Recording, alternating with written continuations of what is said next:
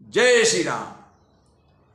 भगवान राम अपने महल को जा रहे हैं और आकाश में फूलों की वृष्टि हो रही है और नगर की स्त्री पुरुष के समूह अटारियों पर चढ़कर उनके दर्शन कर रहे हैं। आगे सुनिए।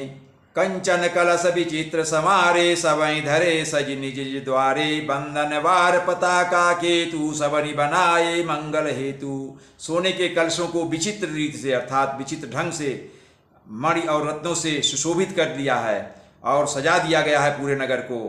और लोग इन मणियों के रत्नों से अलंकित करके अपनी थालियों को भी दरवाजों पर रख दिया है। अब लोगों ने मंगल गान के लिए बंधनवार ध्वजा और पताकाएं भी लगाकर सजा दी है। बीथी सकल सुगंध सिंचाई गजमणि रची बहु चौक पुराई नाना भात सुमंगल साजे हरसि नगर निशान बहु बाजे।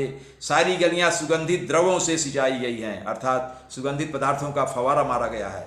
गजमुक्ताओं से बनाकर बहुत सी चौकें पुराई गई हैं।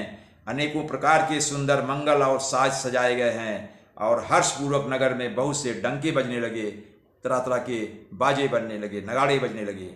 जहाँ तहाँ नारी निछावरी करही देही असीस हरस उरे भरही कंचन थार आरती नाना जुबती सजे करही शुभ गाना। स्त्रियाँ जहाँ तहाँ अर्थात सब जगह इधर उधर निछावर कर रही हैं और हृदय में हर्षित होकर आशीर्वाद देती हैं। बहुत सी युवती सौभाग्यवती स्त्रियाँ सोने के थालों में अनेकों प्रकार की आरती सजाकर मंगल गान कर रही हैं। करही आरती आरती हर के रघुबर कमल विपिन दिन करके पूरे शोभा संपत्ति कल्याण निगम शेष शारदा बखाना। और वे आरतीहर मतलब जो दुख को दूर करने वाले भगवान राम है। भगवान राम को आरतीहर कहा गया है, मतलब जो दुख को दूर करने वाले हैं। वे आरतीहर और सूर्य कुल रूपी कमल बन के प्रफुल्लित करने वाले सूर्य श्री राम जी की आरती कर रही हैं। स्त्रियां उनकी आरती कर रही हैं भगवान राम की, क्योंकि वे कमल वन को प्रफुल्लित करने वाले राम हैं। नगर की शोभा संपत्ति और कल्याण का वेद शेष जी और सरस्वती जी वर्णन करते हैं अर्थात शेष जी सरस्वती और वेद भी नगर की शोभा और संपत्ति, वहां के ऐश्वर्य, वहां की शोभा का वर्णन करते हैं। तेव यह चरित देख ठगी रहाई उमा तासु गुण नर की मिकाई। परंतु वे भी यह चरित देखकर ठगे से रह जाते हैं। शेष सरस्वती और वेद भी भगवान का यह चरित्र देखकर ठगे से स्तंभित हो जाते हैं, ठगे से रह जाते हैं, आश्चर्यचकित हो जाते हैं। शिव जी कहते हैं, हे पार्वती, तब भला मनुष्य भगवान राम के गुणों को कैसे कह सकते हैं? जब देवता लोग बड़े बड़े आश्चर्यचकित हैं तो मनुष्य की क्या बात है। नारी कुमुदिनी अवधसर रघुपति विराह दिनेश अस्त भय विगसत भई निरखी राम राकेश। स्त्रियां कुमुदिनी हैं, अयोध्या सरोवर हैं और रघुनाथ जी का विराह सूर्य है। इस विराह सूर्य के ताप से वे मुरझा गई थी। अब उस विराह रूपी सूर्य के अस्त होने पर श्री राम रूपी पूर्णचंद्र को निरख कर वे खिल उठी। अर्थात भगवान राम एक विराह सूर्य थे, वे चले गए तो सब विराह में व्याकुल हो गए थे। लेकिन अब विराह जो है वो अस्त हो गया, नष्ट हो गया। विराह रूपी सूर्य जो है वो समाप्त हो गया है और अब भगवान राम रूपी पूर्ण चंद्रमा का खिलना आरंभ हो गया है और उसको देखकर कुमुदिनियां खिल उठी हैं।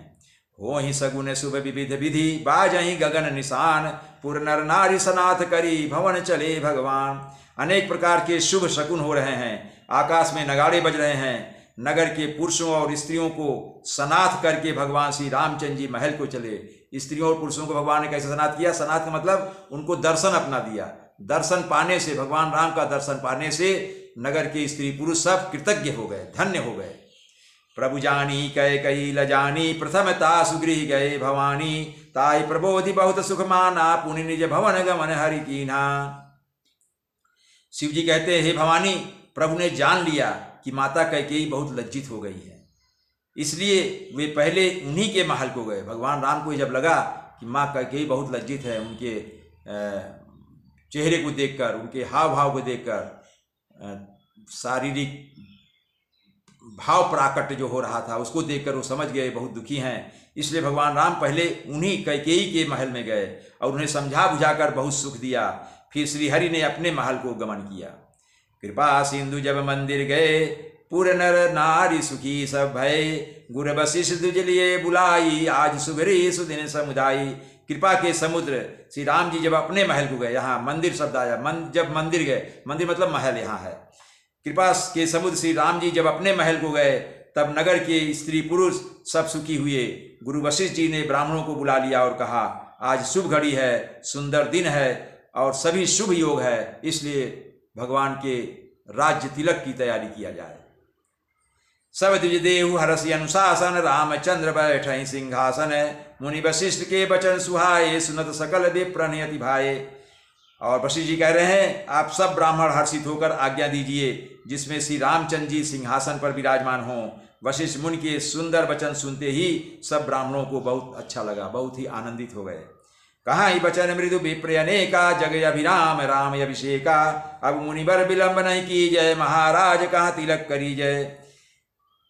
वे सब अनेकों ब्राह्मण कोमल वचन कहने लगे कि श्री राम जी का राज्याभिषेक संपूर्ण जगत को आनंद देने वाला है, संपूर्ण जगत को प्रसन्न करने वाला है। हे मुनिश्रेष्ठ वशिष्ठ जी, अब विलंब ना कीजिए और महाराज का तिलक शीघ्र कीजिए। तब मुनि कहो सुमंत्र सन, सुनत चले हर्षाय। रथ अनेक बहुबाजी गजय, तुरत संवारे जाय। तब मुनि वशिष्ठ ने सुमंत्र जी से कहा, जो उनके मंत्री थे, वशिष्ठ जी के भगवान राम के जो राज्य के मंत्री थे, उनकी सभा के राज दरबार में जो मंत्री थे उनका नाम सुमंत था। तब मुनि ने सुमंत जी से कहा, वे सुनते ही हर्षित होकर चले। उन्होंने तुरंत ही जाकर अनेकों रथ घोड़े और हाथी सजाए। जहाँ तहाँ धाम अन पठई पुनि, मंगल द्रव्य मगाय। हर समेत वशिष्ठ पद पुनि सिरुनाय आय। और जहाँ तहाँ सूचना देने वाले दूतों को भेज कर सुमंत जी ने मांगलिक वस्तुएं मंगाकर फिर हर्ष के साथ आकर वशिष्ठ जी के चरणों में सिर नवाया। उन्होंने सारी व्यवस्था कर दी, खबर भेज दी और मांगलिक वस्तुएं मंगा दी। उसके बाद भगवान वशिष्ठ के सामने आकर नतमस्तक होकर उनके चरणों में प्रणाम किया और कहा, महाराज सब तैयारी हो गई है, जय श्री राम।